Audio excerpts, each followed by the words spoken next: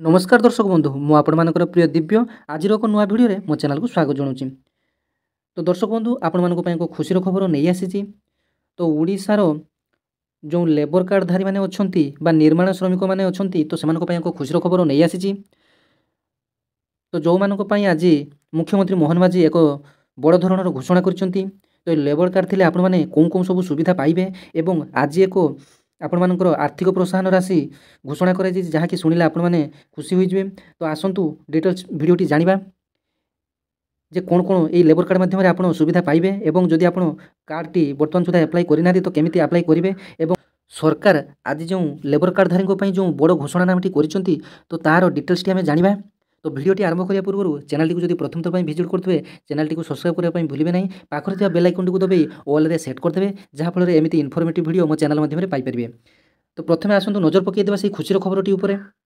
तो दर्शक बंधु आपने जानते तो ये निर्माण श्रमिक मैंने आम देशर मेरुदंड तो से श्रम देले आम श्रम आम ओएस करुचु तो श्रमर मूल्य आम मैंने देपारू ना केवल परिश्रमर किंचित आम दौचु।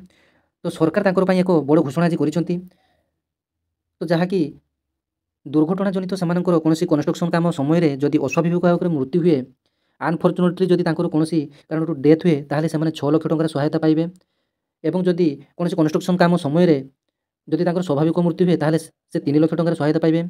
तो पूर्व यह सहायता राशि आपर 4 लाख थिला तो सरकार ताकू बढ़े आज 6 लाख कर पूर्व भी स्वाभाविक मृत्यु हेले 2 लाख टंकार आर्थिक सहायता मिलूला एवं सरकार आज 3 लाख टंकार सहायता राशि प्रदान कर आहरी जानी खुशी हे सरकार आपणकर प्रसूति पिला हेबाई 5,000 टंकार अग्रिम प्रदान करुँच प्रसूतिकालीन सहायता एवं आपणकर पिलार पाठपढ़ा खर्च विभिन्न प्रकार वृत्ति और स्टाइपेंडर व्यवस्था कर श्राद्ध बा क्रियाकर्म सरकारी सहायता व्यवस्था कर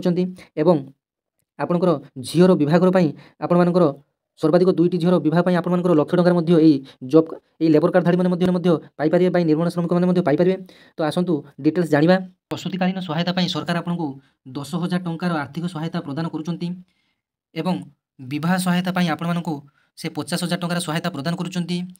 आउ एक खुशी खबर जे सर्वाधिक 2 जण झील पिला बहुत आपर सर्वाधिक लाख टंका प्रदान करेंगे अर्थात तो ये सरकार एक नियम बा शर्त रखिंट झीर बहुत बयस जब 18 वर्ष होता आपण मैंने यही 50,000 टंका पाइबा योग्य।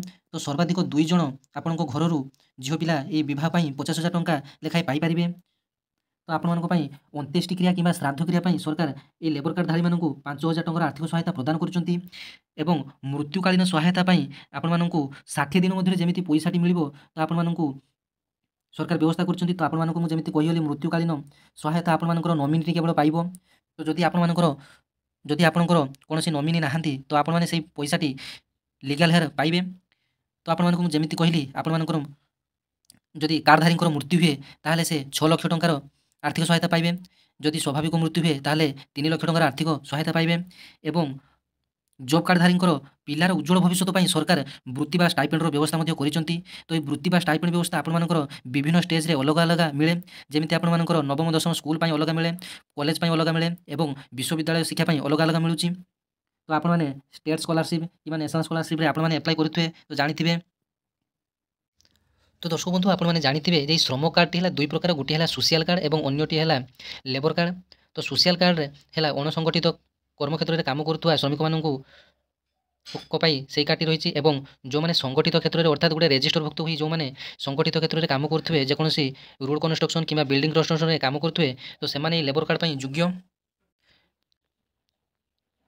तो जब आपने नुआ करी आवेदन करने को चाहते ये लेबर कार्ड तो आपर आधार कार्डटी तो आधार कार्ड सहित मोबाइल नंबर संयुक्त होता आवश्यक बैंक पासबुकटी आपर आवश्यक एवं आप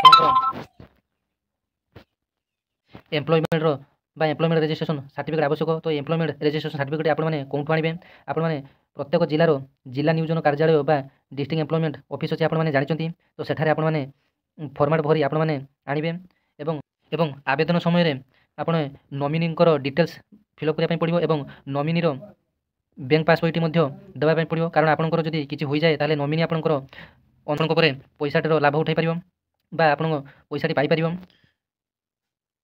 तो यार आवेदनटी आपने ऑनलाइन करेंगे नचेत आपने ऑफलाइन डिस्ट्रिक्ट एम्प्लॉयमेंट ऑफिस आपने करेंगे। तो आपने जदि निज मोबाइल एप्लाय करने चाहते ताहले आपने कंस्ट्रक्शन वर्कर लॉगिन रे क्लिक करेंगे। तो क्लिक कलापर आपर यूजर नेम ओटीपी और कैप्चा कोडटा दे आप साइन इन करने पड़ो। वन टाइम रेजिस्ट्रेशन क्लिक कर आपने रेजिस्टर कर आपने डिटेल्स फिलअप कर।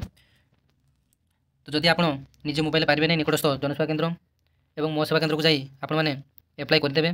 तो सांगे आधार मोबाइल नंबर और बैंक पासवर्ड नहीं जाइए और एम्प्लॉयमेंट रेजिस्ट्रेशन सर्टिफिकेट नहीं जाइए। तो आशा करी वीडियोटी भल लगी। चैनल टी सब्सक्राइब करने भूलिए नहीं। जय जगन्नाथ, धन्यवाद।